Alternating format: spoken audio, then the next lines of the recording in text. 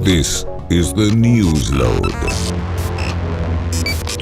Comedic talent around the world, in your experience, is it a percentage per city, or are they, scattered in New York and Toronto? Like, what is your knowledge of the comedic talent that you've seen around the world? Okay, well,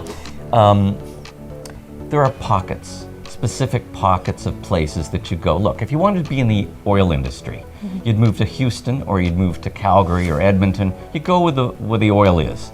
Similarly, if you want to be in show business, you go where show business is created. That generally means Toronto, London, England, New York, Los Angeles. Those are the four places that English-speaking comedy thrives. Things are changing slightly because of the internet, where you no longer have to be where you have to be, and it's entirely possible some brilliant comic in Akron, Ohio could go on TikTok and develop some huge following. But he'll be the only person in Akron. And since comedy, like so many other things, is a communal experience and you have to do it with other people, it's sort of better to be in the places where people are. Now, maybe an interesting twist to your question is, are any of these places particularly good for comedy? Do they have something in the water that makes Boston such a great city for comics? Toronto is a great comedy city. Look at the great comics that have come out of Yuck Yucks.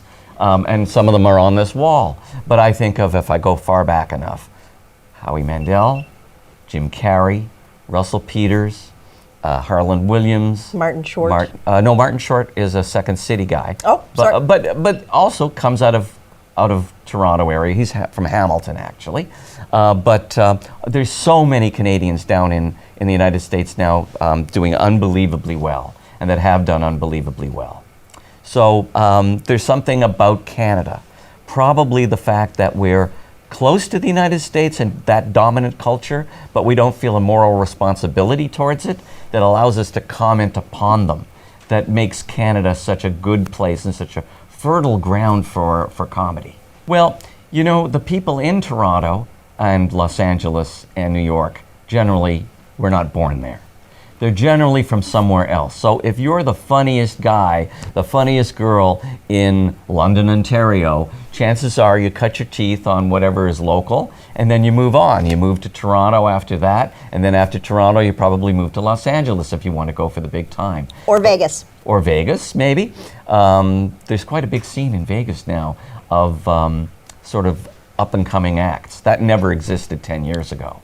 But Christine Von Hagen is doing fabulous, opening up for the Puppetry Boys. As a perfect example. My friend Steve Pearl couldn't get arrested in Los Angeles and moved to Vegas, and he works every week. So, yeah, Vegas is a scene now. But if you're funny somewhere, chances are you've got a place to play. Almost every town has some kind of open mic night or comedy night, maybe even a small comedy club. You get known there, but you can't stay there. You have to leave. And that's one of the maybe sort of bittersweet things about the comedy world. You have to leave. Wherever you are, you have to leave. It's fascinating, the touring musicians and comics, Sean Majumner, for instance.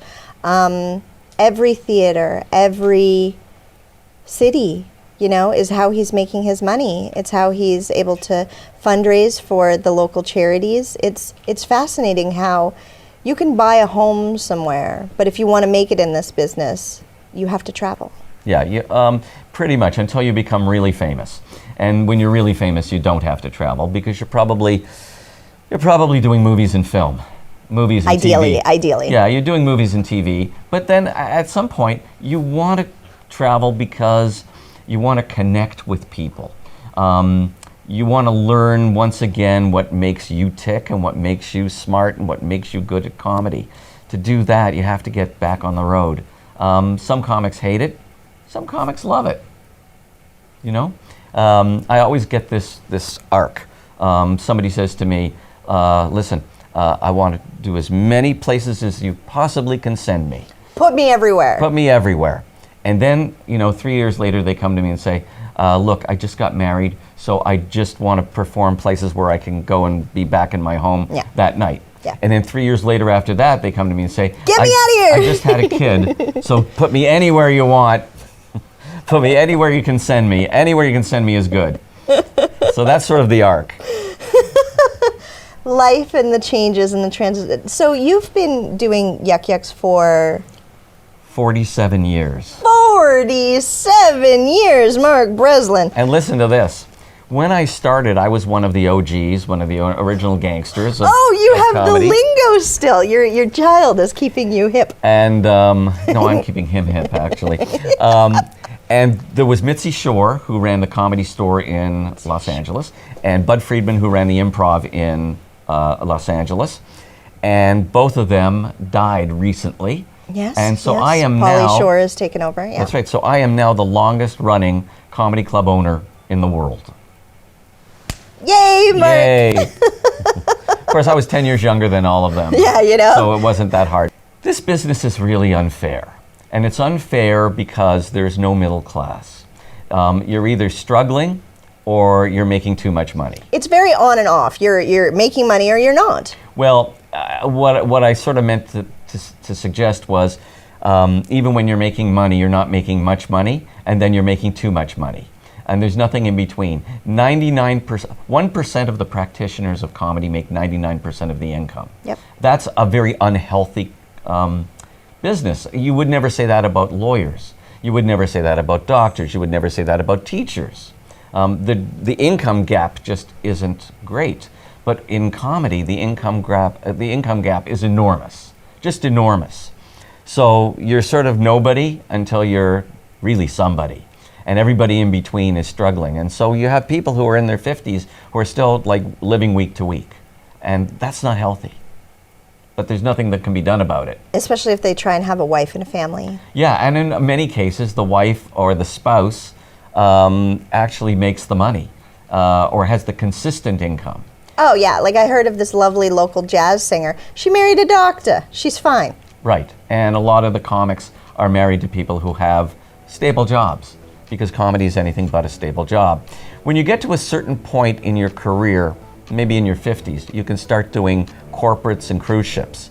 And they're very well paid, but you have to last out that period. And your act has to be appropriate for those places. It has to be squeaky clean, and I mean squeaky clean. I know of stories where comics were removed from cruise ships because they used the word damn in their routine the night before. Oh, yeah. A helicopter comes yeah. and takes them off the cruise ship. Yeah, I did a public speaking contest in grade 6, and in my speech I said geez, and I got second place because I said geez. Yeah. Yeah, I know. So things are relaxing a bit on the cruise ship and the corporate world because the kinds of people who are in the corporate world are getting younger and hipper, but you still can't really talk about sex, for instance. And well, the DJ can play WAP, no problem. and that's a good point, isn't it? Yeah, but the comic cannot use four-letter words. This is the Newsload.